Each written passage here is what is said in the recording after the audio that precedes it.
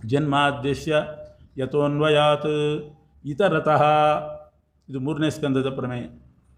ಏನರ್ಥ? ಇತರತಃ, ಇತರ ತಹ ಅಂತ ಬಿಡಿಸ್ಬೇಕು ಅದನ್ನು. ಗಜ ಮಾತ್ರ ಪ್ರವೃದ್ಧೆ. ಆನೆ ಅಂಥ ರೂಪ ಧರಿಸಿತು ಆ ವರಾಹ. ಒಂದು ಆನೆ ಎಷ್ಟು ದೊಡ್ಡದಿರ್ತದೆ ಆ ರೀತಿ ಇತ್ತಂತೆ ವರಾಹ. ಅದ್ಭುತ ಇದು ಅಂತಂತಾರೆ. ಆದ್ದರಿಂದ ಇತರತಃ ಅಂದರೆ ವರಾಹ. ಇತರತಃ ಲೋಕವಿಲಕ್ಷಣ. ಲೋಕವಿಲಕ್ಷಣ ಅಂದರೆ ಏನು? ಸ್ವಲ್ಪ ದೊಡ್ಡದಾಗಿದ್ದು ಕೂಡಲೇ ಅದನ್ನು ಲೋಕವಿಲಕ್ಷಣ ಅಂತ ಅನ್ನೋದಿಲ್ಲ ಯಾರು. ಲೋಕವಿಲಕ್ಷಣ ವರಾಹ ಅಂದರೆ ಲೋಕದಲ್ಲಿ ಯಾವ ಹಂದಿಗೂ ಕೂಡ ತಲೆ ಮೇಲೆ ಕೋಡಿರೋದಿಲ್ಲ. ಭಗವಂತ ವರಾಹ ಅವತಾರ ತಾಳಿದಾಗ ಆ ಹಂದಿಯ ತಲೆ ಮೇಲೆ 1 ಕೋಡಿತ್ತಂತೆ. ದನದಲ್ಲಿ 2 ಕೋಡಿರೋ ಹಾಗೆ ಹಂದಿ ಮೇಲೆ 1 ಕೋಡಿತ್ತು. ಇದು ಎಲ್ಲಿಯಾದರೂ ಉಂಟ? ಇಂಥ ವರಾಹನ ಚಿತ್ರನೂ ನೋಡಿಲ್ಲ ನಾವು. ತಲೆ ಮೇಲೆ 1 ಕೋಡಿತ್ತು. ಅದು ವಿಷ್ಣು ಸಹಸ್ರನಾಮದಲ್ಲಿ ನೈಕಶೃಂಗೋ ಗದಾಗ್ರಜ ಅಂತ ಬರ್ತದೆ. ನೈಕಶೃಂಗ ಅದಕ್ಕೆ ಅರ್ಥ ಏನು ಬರೀತಾರೆ ಅಂತಂದರೆ ಒಂದು ಪ್ರಮಾಣ ಶ್ಲೋಕ ಕೊಟ್ಟು ಬರೆದಿದ್ದಾರೆ. ಏಕಶೃಂಗಸ್ತತೋ ಭೂತ್ವಾ ವರಾಹೋ ನಂದಿವರ್ಧನಃ ಇಮಾಂಚೋ ಧೃತವಾನ್ ಭೂಮಿಂ ನೈಕಶೃಂಗಸ್ತತೋ ಹ್ಯಯಂ. ಪರಮಾತ್ಮ ಏಕಶೃಂಗನಾಗಿ, ಶೃಂಗ ಅಂದರೆ ಕೋಡು, ಏಕಶೃಂಗನಾಗಿ ಅಂದರೆ ಏಕಶೃಂಗ ವರಾಹನಾಗಿ ಬಂದು ಭೂಮಿಯನ್ನು ಎತ್ತಿದ. ಅದಕ್ಕೆ ಅವನಿಗೆ ನೈಕಶೃಂಗ ಅಂತ ಹೆಸರು. ಏಕಶೃಂಗನಾಗಿ ಬಂದರೆ ನೈಕಶೃಂಗ ಯಾಕಾದ ಅಂದರೆ ನ ಅಂದರೆ ವಿಲಕ್ಷಣ, ನ ಅಂದರೆ ಅಲ್ಲ, ಲೋಕದಂಥ ಹಂದಿ ಅಲ್ಲ. ಮತ್ತೇನು? ಏಕಶೃಂಗ 1 ಕೋಡಿತ್ತು ಅಂತ ಅರ್ಥ. ಹೀಗೆ ನೈಕಶೃಂಗ ಅಂತ ಒಂದು ಶಬ್ದ ಇದೆ. ಅದನ್ನು ವರಾಹ ರೂಪ ಅಂತ ಅರ್ಥ ಮಾಡಿದ್ದಾರೆ. ಅದನ್ನು ನೈಕಶೃಂಗ ಅಂತ ಸಹಸ್ರನಾಮವು ಹೇಳ್ತದೆ. ನ ಏಕಶೃಂಗ, ನ ಅಂದರೆ ಲೋಕವಿಲಕ್ಷಣವಾದ 1 ಕೋಡಿನ ವರಾಹ ಅಂತ ಅರ್ಥ. ಹೀಗೆ ಇತರತಃ ಅಂದರೆ ಅದರ್ಥ.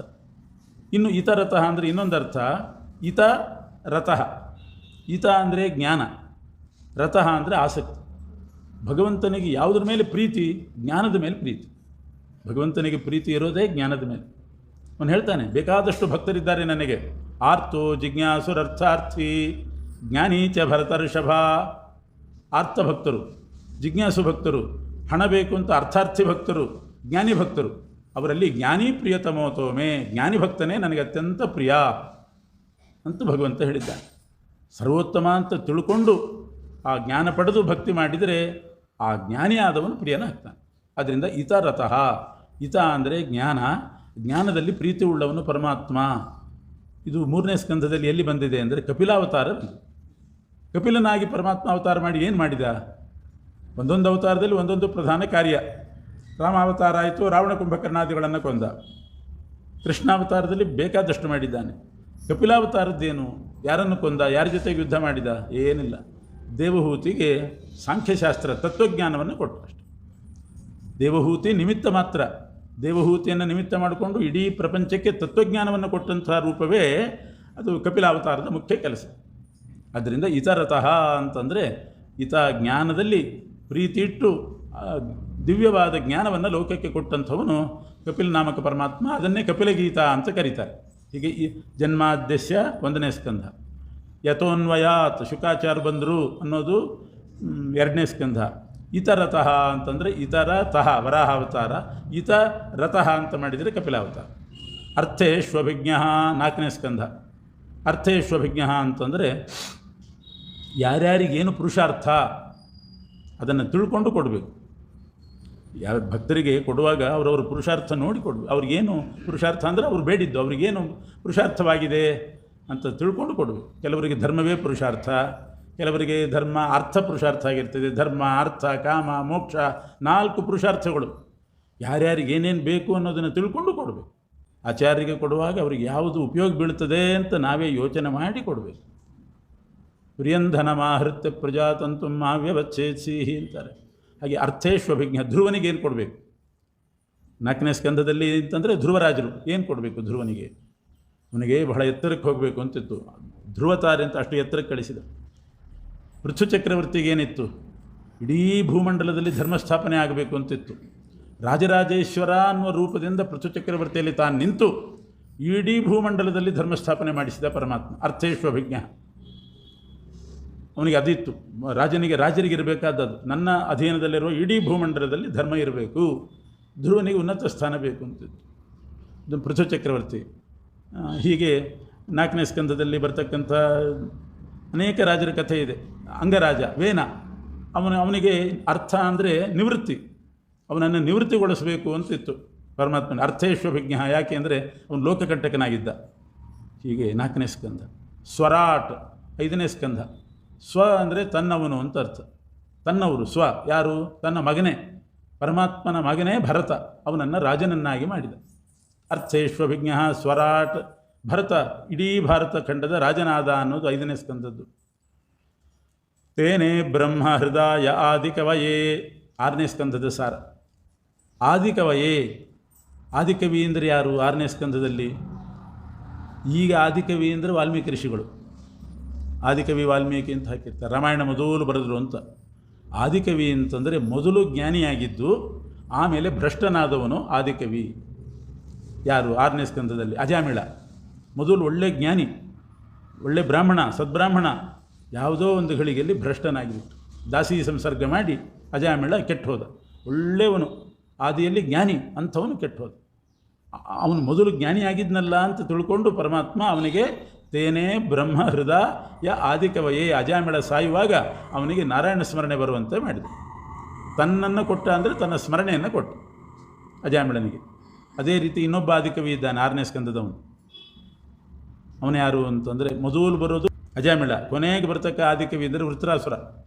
ವೃತ್ರಾಸುರನಿಗೂ ಕೂಡ ತೇನೇ ಬ್ರಹ್ಮ ಹೃದಯ ಆದಿಕವಯೇ, ಅವನು ಆದಿಕವಿನೇ. ವೃತ್ರಾಸುರ ಪೂರ್ವದಲ್ಲಿ ಒಬ್ಬ ಗಂಧರ್ವ ಕವಿ, ಆದರೆ ಅವನು ಕೂಡ ಶಾಪಗ್ರಸ್ತನಾಗಿ ಅಸುರನಾಗಿದ್ದ. ಆದರೆ ವೃತ್ರಾಸುರ ಸಾಯುವಾಗ ಅವನು ಒಳ್ಳೆಯ ಬ್ರಹ್ಮಜ್ಞಾನಿ ಆಗಿಬಿಟ್ಟ, ಬ್ರಹ್ಮಜ್ಞಾನಿ ಆದ. ಇಂದ್ರನಿಗೂ ವೃತ್ರಾಸುರನಿಗೂ ಯುದ್ಧ. ವೃತ್ರಾಸುರ ಸಾಯಲಿಕ್ಕಾಗಿದ್ದಾನೆ, ಕೆಳಗೆ ಬಿದ್ದಿದ್ದಾನೆ. ಇಂದ್ರ ಹೊಡಿಲಿಕ್ಕೆ ಅಂತ ವಜ್ರಾಯುಧ ಎತ್ತಿದಾಗ ಅವನು ಕೈ ಜಾರಿ ಬಿತ್ತು. ಅದನ್ನು ತಗೊಳ್ಳೋ ಬೇಡವೋ ಅಂತ ವಿಚಾರ ಮಾಡ್ತಿದ್ದ ಇಂದ್ರ.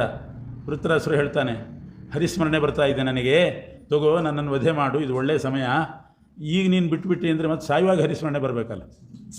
ಹಾಗಿದ್ದರೂ ವಯಸ್ಸಾಗ್ತಾ ಇತ್ತು, ಆದ್ದರಿಂದ ಹರಿಸ್ಮರಣೆ ಬಂದಾಗೆ ಸಾಯ್ತುಬಿಡೋಣ ಅಂತಂದರೆ ಮೊದಲೆಲ್ಲ ಬಂದಿರ್ತದೆ, ಅದಲ್ಲ. ಹಾಗಿದ್ದರೂ ಸಾಯ್ಲಿಕ್ಕಾಗಿದ್ದೀನಿ, ವಯಸ್ಸು ಆಗಿದೆ, ಹರಿಸ್ಮರಣೆನೂ ಬರ್ತಾ ಇದೆ, ಯುದ್ಧನೂ ಮಾಡ್ತಾ ಇದ್ದೀನಿ, ಕೆಳಗೆ ಬಿದ್ದಿದ್ದೀನಿ, ಪ್ರಾಣ ಹೋಗೋ ಸಮಯ, ಹರಿಸ್ಮರಣೆನೂ ಬರ್ತಾ ಇದೆ. ಮತ್ತೆ ಯಾಕೆ ಯೋಚನೆ ಮಾಡ್ತೀವಿ, ಹೊಡೆದ್ಬಿಡು, ಬ್ರಹ್ಮಲೋಕ ಸಿಗ್ತದೆ ಅಂತ ನಾವು. ಹೀಗೆ ವೃತ್ರಾಸುರ ಒಳ್ಳೆ ಅಧ್ಯಾತ್ಮವಾದಿ ಆದ. ಕೊನೆಗೆ ಅಸುರನಾದವನು ಅಧ್ಯಾತ್ಮವಾದಿ. ಹರಿಸ್ಮರಣೆ ಬರ್ತಾ ಇದೆ ನನಗೆ, ಅವನ ಸ್ಮರಣೆಯಲ್ಲಿ ಸಾಯಬೇಕು. ಇದು ಹೇಗೆ ಬಂತು? ತೇನೇ ಬ್ರಹ್ಮ ಹೃದಯ ಆದಿಕವಯೇ, ಭಗವಂತ ಅನುಗ್ರಹ ಮಾಡಿ ತನ್ನ ಸ್ಮರಣೆ ಕೊಟ್ಟ. ತೇನೇ ಬ್ರಹ್ಮ ಹೃದಯ ಆದಿಕವಯೇ ಮುಖ್ಯಂತಿ ಯಂ ಸೂರಯ, ಇದು ಪ್ರಸಿದ್ಧ 7ಮ ಸ್ಕಂಧ, ನರಸಿಂಹಾವತಾರ. ಮುಖ್ಯಂತಿ ಯಂ ಸೂರಯ, ಎಂಥೆಂಥ ದೇವತೆಗಳು ಕೂಡ ನರಸಿಂಹದೇವರನ್ನು ನೋಡಿ ಮೋಹಗೊಂಡುಬಿಟ್ಟು ಹತ್ತಿರ ಹೋಗ್ಲಿಕ್ಕೆ ಹೆದರ್ತಾ ಇದ್ದಾರೆ, ಯಾರೋ ಏನೋ ಅಂತ. ಲಕ್ಷ್ಮೀದೇವನ ಕಳಿಸಿದರು, ನೀನಾದರೂ ಹೋಗಿ ಸಮಾಧಾನ ಪಡಿಸು ಹಾಗೆ ಅಂತಂದರೆ, ನಾನು ನೋಡೇ ಇಲ್ಲ ಇವ್ರನ್ನ ಅಂತಂದಂಥವು. ನಮ್ಮ ಯಜಮಾನರು ಅಂತ ಹೇಳ್ತಾರೆ, ನಾನಂತೂ ಇದುವರೆಗೆ ನೋಡಿಲ್ಲ, ಕೇಳಲಿಲ್ಲ ಇವ್ರ ಬಗ್ಗೆ ಅಂದರೆ ಹಾಗೆ ನಟನೆ ಮಾಡಿದ್ದೆ ಲಕ್ಷ್ಮೀದೇವಿಯು ಕೂಡ. ಅಂಥ ವಿಚಿತ್ರ ರೂಪದಿಂದ ನರಸಿಂಹದೇವರು ಬಂದಾಗ ಯಾರಾದರೂ ಮೋಹಗೊಳ್ಬೇಕು.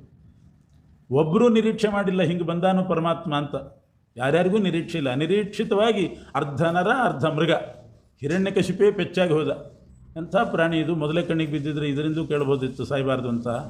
ಭಾರಿ ವಿಚಿತ್ರವಾಗಿ ಬಂತಲ್ಲ, ನಾನು ನೋಡಲೇ ಇಲ್ಲ ಮೊದಲು ಅಂತ ಅವನೇ ಮೋಹಗೊಂಡ. ಮುಖ್ಯಂತಿ ಯಂ ಸೂರಯ 7ನೇ ಸ್ಕಂಧ. ತೇಜೋ ವಾರಿ ಮೃದಾಂ ಯಥಾ ವಿನಿಮಯ 8ನೇ ಸ್ಕಂಧ. ತೇಜ, ಸಂಸ್ಕೃತ ಬಹಳ ಬಹಳ ಸೊಬಗು, ಒಂದೊಂದು ಅಕ್ಷರಕ್ಕೆ ಅನೇಕ ಅರ್ಥ ಇದೆ. ತ ಅಂದರೆ ಯುದ್ಧ, ತೇಜ, ತ ಅಂದರೆ ಯುದ್ಧ, ತೇಜ ಅಂದರೆ ಯುದ್ಧದಲ್ಲಿ ಜನಿಸಿದ ರೂಪ. ತೇಜ ಯುದ್ಧದಲ್ಲಿ ಜನಿಸಿದ ರೂಪ ಅಂದರೆ ಯಾವುದು? ಭಗವಂತಂದು 8ನೇ ಸ್ಕಂದದಲ್ಲಿ ಬರೋದು ಗಜೇಂದ್ರ ವರದ. ಗಜೇಂದ್ರ ವರದ ಯುದ್ಧದಲ್ಲಿ ಜನಿಸಿದ್ದು ಅಂದರೆ ಪ್ರಾದುರ್ಭಾವಗೊಂಡದ್ದು. ಯಾವ ಯುದ್ಧ? ಆನೆಗೂ ಮೊಸಳೆಗೂ ಯುದ್ಧ. ಗಜೇಂದ್ರನಿಗೂ ಮತ್ತು ಮೊಸಳೆಗೂ ಯುದ್ಧ ನಡೀತಾ ಇದೆ. ಮೊಸಳೆ ನೀರಿಗೆಳಿತದೆ, ಆನೆ ಮೇಲೆ ಕೆಳಿತಾ ಇದೆ. ಆ ಯುದ್ಧದಲ್ಲಿ ಕೊನೆಗೆ ಆನೆಯನ್ನು ಬಿಡಿಸಲಿಕ್ಕೆ ಪರಮಾತ್ಮ ಪ್ರಕಟನಾದ. ತೇಜ ಅಂದರೆ ಗಜೇಂದ್ರ ಮೋಕ್ಷ. ವಾರಿ, ವಾರಿ ವಿನಿಮಯ ಅಂದರೆ ವಾರಿಯಲ್ಲಿ ಸೃಷ್ಟಿಯಾದಂಥ ಒಂದು ರೂಪ. ಅದ್ಯಾವುದು? ವಾರಿಯಲ್ಲಿ ಸೃಷ್ಟಿಯಾದ ರೂಪ ಅಂದರೆ ಕೂರ್ಮಾವತಾರ. 8ನೇ ಸ್ಕಂದದಲ್ಲಿ ಬರೋದು ಕೂರ್ಮ, ನೀರಿನಲ್ಲಿ ಸೃಷ್ಟಿಯಾದದ್ದು. ಮತ್ತು ಧನ್ವಂತರಿ, ಅದು ನೀರಿನಲ್ಲೇ ಬಂದದ್ದು. ವಾರಿ, ವಾರಿ ಅಂದರೆ ಕೂರ್ಮ, ಧನ್ವಂತರಿ, ಇದೆಲ್ಲ ನೀರಿನಲ್ಲಿ ಸಮುದ್ರದಲ್ಲಿ ಸೃಷ್ಟಿಯಾದ ರೂಪ. ಮೃದಾಂ ತೇಜೋ ವಾರಿ ಮೃದಾಂ. ಮೃತ ಅಂದರೆ ಮಣ್ಣು, ಮಣ್ಣಿನ ಮೇಲೆ ನೆಲದ ಮೇಲೆ ಸೃಷ್ಟಿಯಾದ ರೂಪ ಅಂದರೆ ಯಾವುದು? ವಾಮನಾವತಾರ, ಅದು ಮಣ್ಣಿನ ನೆಲದ ಮೇಲೆ ಆಯಿತು. ಹೀಗೆ ಯುದ್ಧದ ಸಂದರ್ಭದಲ್ಲಿ ಜನಿಸಿದ ಗಜೇಂದ್ರ ವರದ, ನೀರಿನಲ್ಲಿ ಪ್ರಕಟಗೊಂಡಂಥ ಧನ್ವಂತರಿ ಮತ್ತು ಕೂರ್ಮಾವತಾರ ಮತ್ತು ವಾಮನಾವತಾರ, ಇದೆಲ್ಲ 8ನೇ ಸ್ಕಂದದ್ದು. ತೇಜೋ ವಾರಿ ಮೃದಾಂ ಯಥಾ ವಿನಿಮಯ ಯತ್ರ ತ್ರಿಸರ್ಗೋ ಮೃಷಾ 9ನೇ ಸ್ಕಂದ. 3 ವಿಧವಾದ ಸರ್ಗ ಅಂದರೆ ಸೃಷ್ಟಿ, 3 ವಿಧವಾದ ಸೃಷ್ಟಿಯನ್ನು ಮಾಡಿದ್ದಾನೆ ಪರಮಾತ್ಮ. ಹಿಂದೊಂದು ಹೇಳಿದೆ, ಈಶೆ ಸೃಷ್ಟಿ, ಜಡ ಸೃಷ್ಟಿ. ಈಶೆ ಸೃಷ್ಟಿ ಅಂದರೆ ಅವತಾರ, ಜಡ ಸೃಷ್ಟಿ ಅಂದರೆ ಪಂಚಭೂತಗಳು ಇವೆಲ್ಲ, ಇನ್ನೊಂದು ಜೀವ ಸೃಷ್ಟಿ, ಅದಲ್ಲ. ಇಲ್ಲಿ 9ನೇ ಸ್ಕಂದದಲ್ಲಿ ಬಂದಿರತಕ್ಕಂಥ 3 ವಿಧ ಸೃಷ್ಟಿ ಅಂದರೆ ಸೂರ್ಯವಂಶದ ರಾಜರು, ಚಂದ್ರವಂಶದ ರಾಜರು ಮತ್ತು ಋಷಿವಂಶದವರು, ವಿಶ್ವಾಮಿತ್ರ, ಜಮದಗ್ನಿ, ಇವರದ್ದೆಲ್ಲ ಸೃಷ್ಟಿಯನ್ನು ವರ್ಣನೆ ಮಾಡಿದ್ದಾರೆ. ಹಾಗೆ ಸೂರ್ಯವಂಶದಲ್ಲಿ ಯಾರ್ಯಾರು ಹುಟ್ಟಿದರು, ಚಂದ್ರವಂಶದಲ್ಲಿ ಯಾರ್ಯಾರು ಹುಟ್ಟಿದರು, ಯಯಾತಿ, ಯದು, ಇವರೆಲ್ಲ 9ನೇ ಸ್ಕಂದದಲ್ಲಿ ಈ 3 ವಂಶದ ಸೃಷ್ಟಿಯ ಕಥೆ ಬರ್ತದೆ. ಯತ್ರ ತ್ರಿಸರ್ಗೋ ಮೃಷಾ ಧಾಮ್ನಾ ಸ್ವೇನ ಸದಾ ನಿರಸ್ತ ಕುಹಕಂ 10ನೇ ಸ್ಕಂದ. ಸ್ವೇನ ಧಾಮ್ನ, ಯಾರ ಸಹಾಯವೂ ತಾನು ಪಡೆಯದೇನೆ ಸ್ವತಂತ್ರವಾಗಿದ್ದುಕೊಂಡು ಕುಹಕಿಗಳನ್ನೆಲ್ಲ ನಾಶ ಮಾಡಿದವನು. ಕುಹಕಿಗಳು ಅಂದರೆ ಕೌರವರು ಎಷ್ಟು ಮೋಸ ಮಾಡಿದರು ಪಾಂಡವರಿಗೆ, ಅವರದ್ದೇ ಕುಹಕ. ಶಕುನಿ ಕುಹಕ. ಆಮೇಲೆ ಕಂಸ, ಅವನು ಕುಹಕನೇ. ಎಂಥ ಕುಹಕ ಮಾಡಿದ ಕಂಸ. ಬಿಲ್ಲಿನ ಪೂಜೆ ಅಂತ ನೆಪ ಮಾಡಿ ಕೃಷ್ಣ ನೀನು ಮುಖ್ಯ ಅತಿಥಿಯಾಗಿ ಬರಬೇಕು ಬಿಲ್ಲಿನ ಪೂಜೆಗೆ ಅಂತ ಹೇಳಿ ಕಳಿಸಿದ್ದಾನೆ. ಗೊತ್ತಿತ್ತು ಕೃಷ್ಣನಿಗೆ, ಇವನು ಬಿಲ್ಲಿಗೆ ಪೂಜೆ ಮಾಡೋದಲ್ಲ, ಬಿಲ್ಲಿನಿಂದ ನಂಗೆ ಪೂಜೆ ಮಾಡಬೇಕು ಅಂತಲೇ ಕರೆಸ್ತಿದ್ದಾನೆ ಅಂತ ಗೊತ್ತವನಿಗೆ. ಅಂಥ ಕುಹಕಿಯಾದ ಕಂಸನನ್ನು ಕೊಂದು ಬಂದ. ಧಾಮನ ಸ್ವೇನ ಅಲ್ಲಿ ಯಾರನ್ನೂ ಸಹಾಯ ಕರೀಲಿಲ್ಲ, ತಾನೇ ಹೋಗಿ ತನ್ನ ಸ್ವಂತ ಸಾಮರ್ಥ್ಯದಿಂದ ಈ ಎಲ್ಲ ಕುಹಕಿಗಳು. 10ನೇ ಸ್ಕಂದ. ಕೃಷ್ಣನ ಇಡೀ ಭೂಭಾರ ಹರಣ ಆದದ್ದೇ ಕೃಷ್ಣನಿಂದ. ಸತ್ಯಂ ಪರಂ ಸತ್ಯಂ 11ನೇ ಸ್ಕಂದ. ಏನು ಸತ್ಯ ಅಂದರೆ ಸತ್ ತ ಯ 3 ಸೇರಿದೆ. ಸತ್ ಅಂದರೆ ನಿರ್ದುಷ್ಟವಾದ, ತ ಅಂದರೆ ಆನಂದ ಅಂದರೆ ಮೋಕ್ಷಾನಂದ, ಅದು ಯ ಅಂದರೆ ಜ್ಞಾನ. ಸತ್ಯಂ, ಮೋಕ್ಷಾನಂದಕ್ಕೆ ಬೇಕಾಗಿರ್ತಕ್ಕಂಥ ಜ್ಞಾನ ಎಲ್ಲ ಸಿಗೋದು ನಮಗೆ 11ನೇ ಸ್ಕಂದದಿಂದ. ಅಷ್ಟು ತತ್ವಗಳದರಲ್ಲಿ ತುಂಬಿದ್ದು. ಸತ್ಯಂ, ಮೋಕ್ಷಾನಂದ ಕೊಡುವ ಜ್ಞಾನವನ್ನು ಉಂಟು ಮಾಡಿದ್ದಾನೆ. ಅಂದರೆ ಇವನಿಗೆ ಉದ್ಧವನಿಗೆ ಉಪದೇಶ ಮಾಡಿ, ಮತ್ತು ಜಾಯಂತೆಯೋಪಾಖ್ಯಾನ, ಅನೇಕ ಉಪಾಖ್ಯಾನಗಳಿಂದ ಮೋಕ್ಷೋಪಯೋಗಿ ಜ್ಞಾನದ ಉತ್ಪತ್ತಿ ಆಗ್ತದೆ. ಪರಂ ಅಂದರೆ ಪಾಲಕ, ಪೂರ್ಣ ಅಂತಲೂ ಅರ್ಥ, ಪಾಲಕ ಅಂತಲೂ ಅರ್ಥ ಇದೆ. 12ನೇ ಸ್ಕಂದದ ಸಾರ. ಮಾರ್ಕಂಡೇಯನಿಗೆ ಅಪಮೃತ್ಯು ಬಂದಿತ್ತು, ಆ ಮಾರ್ಕಂಡೇಯನ ಅಪಮೃತ್ಯು ಪರಿಹರಿಸಿ ಅವನನ್ನು ಚಿರಂಜೀವಿಯನ್ನಾಗಿ ಮಾಡಿದವನು ಪರಮಾತ್ಮ. ಹೀಗೆ ಜನ್ಮಾದ್ಯಶ್ಯತಃ ಅಂತ ಪರಂ ಅಲ್ಲಿ ತನಕ ಸರಿಯಾಗಿ 12 ಸ್ಕಂದದ ಸಾರ ಬಂದಿದೆ. ಇಂಥ ಪರಮಾತ್ಮನನ್ನು ಧೀಮಹಿ ಅಂದರೆ ಧ್ಯಾನ ಮಾಡ್ತೇವೆ. ಅಂದರೆ ಭಾಗವತ ಪ್ರತಿಪಾದ್ಯನಾದ ಪರಮಾತ್ಮನನ್ನು ಧ್ಯಾನ ಮಾಡಬೇಕು. ಅದನ್ನೇ ಸರಿಯಾಗಿ ಹೇಳ್ತಾ ಬಂದಿದ್ದಾರೆ. ಪುರುಷಾವತಾರದಿಂದ ಹಿಡಿದು ಕೃಷ್ಣಾವತಾರದ ತನಕ ಅನೇಕ ಅವತಾರಗಳನ್ನು ಮಾಡಿದ್ದು, ಅದನ್ನೇ ಈ ವಿಶೇಷಣಗಳಿಂದ ಕೊಂಡಾಡಿದ್ದಾರೆ.